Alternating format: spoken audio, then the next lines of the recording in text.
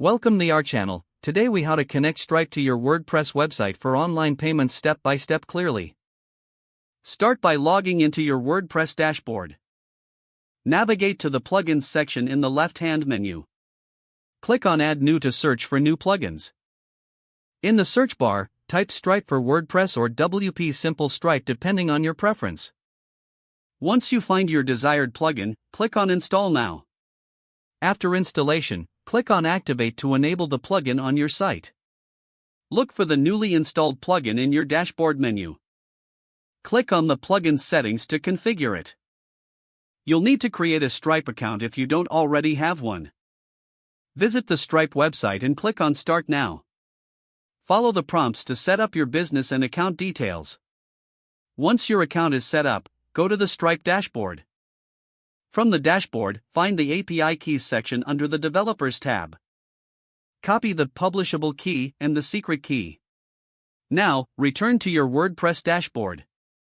In the plugin settings, paste the publishable key in the designated field. Next, paste the secret key in its respective field. Save the changes to apply your API key settings. Create a new page or edit an existing page where you want to add the payment form.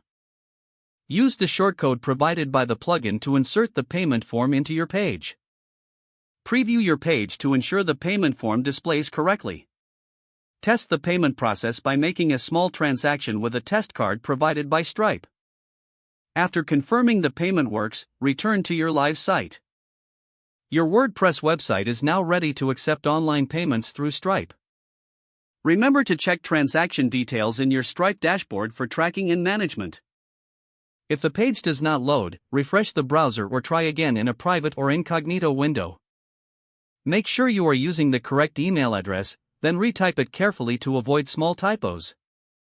If your password is not accepted, use the reset option and create a new strong password you can remember. Check your spam folder for verification or security emails, then complete any requested confirmation steps. Enable two-factor authentication if available to improve account security and reduce unauthorized access risk. After signing in, review your profile details so your contact information and settings are accurate and current.